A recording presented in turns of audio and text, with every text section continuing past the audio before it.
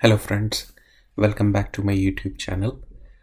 Today's video is all about promises, which we can use in Node.js. Promises is a way of handling the asynchronous request in a better way. And normally promise has three output conditions. Either we can resolve the promise, or the promise is rejected, or the promise can be pending at a given point of time. So let's take an example. Let's say your father has promised you to buy a phone for you, or buying a new kind of a gift for you. So it can also have three conditions. One, let's say the condition is resolved. So it means this is particularly a condition in case your father has bought you a new phone. So it means the promise has been resolved. Or your father didn't get you a new phone, so it means the promise has been rejected. Or the promise is neither rejected or fulfilled. It means still you're waiting for the phone, but your father has neither bought you a phone or neither has rejected your promise. So in the same way, we can use these promises in our Node.js code to handle the asynchronous request in a better way. The functions can return a promise based upon certain conditions you want to resolve or you want to reject that. In fact, the API calls which we make today, they also return some kind of a promise which we can use to either get some result or process it, or they might throw some error in the form of a rejection that it's not possible, or we are supplying the wrong information, or the methods are not properly applied out. So this can be exactly implemented in Node.js also. So let's try to write exact code in which I'll show you how you can use a promise within a Node.js function to exactly get that promise resolved or rejected based upon certain conditions. So stay tuned and watch the whole video to exactly see how we can use those promises. So in this demonstration, we are going to actually create a function that would return a promise based upon certain kind of conditions, whatever we want. Those conditions can be arbitrary. And once the promise is returned, so either the promise would be either resolved, which means it's fully done, completed, or it is kind of a rejected, which means there was some kind of an error, so the promise is completed but thrown with some error, or the promise might be in a pending state. It means neither it has been rejected nor it has been resolved. So let's try to write that function, a simple function which would demonstrate the promises. I'll create a new file. Let's say save that file.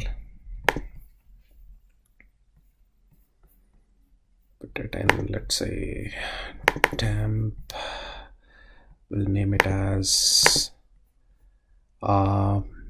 promise demo, then save it. So because it's a kind of a small function which is going to return us a promise, so I'll just define a function const promise demo is equal to,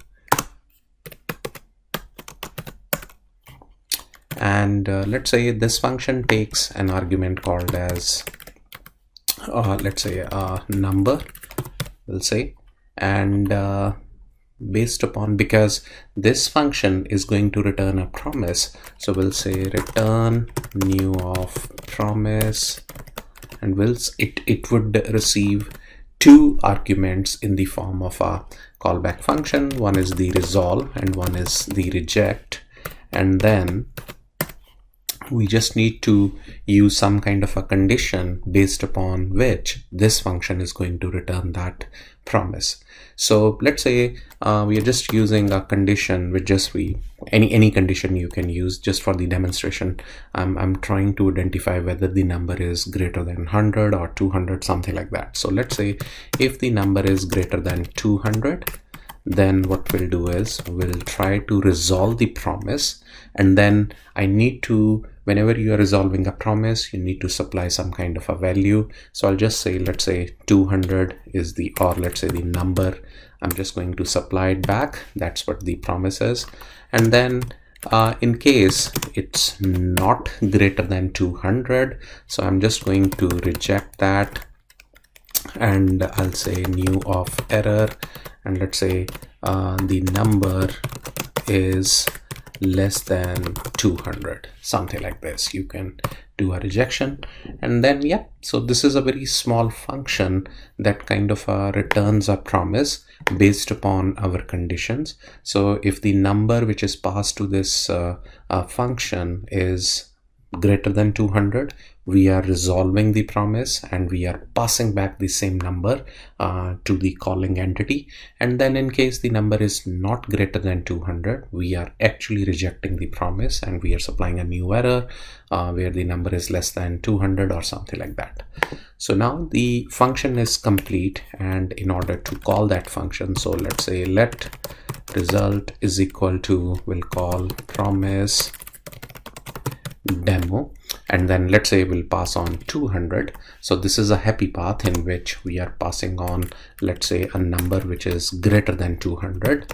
So then because result as a receiving variable, it is going to receive some kind of a promise, because the promise demo function does return a promise. Either it is a rejected promise or it is a resolved promise. So I can use the result variable with dot then. Now dot then is something like, then is a kind of a function which can be used when the promise is resolved. So it means if the promise has been resolved, and when we resolve the promise, we send something back which can be received over here at this place. Let's say I'm receiving a number over here again, and then we'll just simply say console.log the promise was successfully resolved and we received,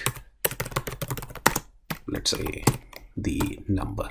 We can just display that. And then if it is not resolved, so we can also chain it with the help of catch, and I'll say, let's say, a function error, and then we can just display console.log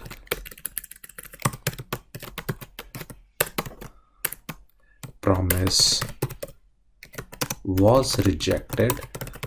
And in case you want to see the error, what exactly the error was there, so we can also get this error displayed out over here. So this error is technically an object of this particular class which we are receiving, and then whatever the error message was there, we are going to receive it over here and it would print it out. So now if we see the function we declare which resulted, which is going to throw back a promise, whether it's a resolved promise or it's a rejected promise. So we call that function, put it into a variable. If it is resolved, so we use then is a technically for the resolving of the promise, and then we'll receive back whatever was being passed back through the resolve in the promise return. And then in case you want to do some kind of a logic or write a console.log, or you just want to use a catch, which is technically returning an error, means there was, because we rejected and we threw an error out there, hey, you cannot continue because there was some kind of an error and we just want to reject the promise. Okay, now it's time for kind of running this. So we'll save it, we'll open up a integrated terminal, and let's move it into this, and then we'll say clear it and node promise demo.js. So because it is a happy path, we are going to pass on a number which actually is greater than 200. So definitely it is going to resolve it. So let's say press this enter. Yes, so you can see the promise was successfully resolved and we received 201 because that's the number we passed. So in case we change it to, let's say, 589 and we run it again, so yes, So it is again still resolved because 589 is greater than 200, and the same number we are resolving it. Once we resolve the promise, we are sending the same number back. We can send some data or some array of objects or an object, whatever we want to really do it. This is only for a small demonstration, so that's why we are doing this way. So now let's try to run the same function, but not giving a happy path. Rather, we'll supply a number which is less than 200. So let's say 30, okay, which is a number which is less than that. Let's try running this again. Once you run this, okay, so it says promise was rejected and there is an error. The number is less than 200. Yes, the program stopped because we actually threw an error, and yes, the error was there.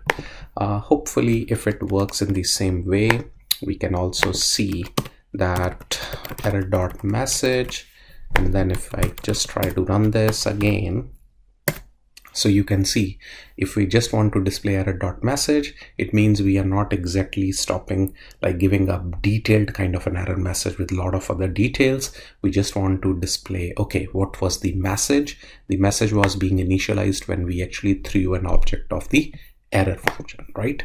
So that's what exactly it does. And this one, the number is less than 200, is exactly being received as a property of error object over here.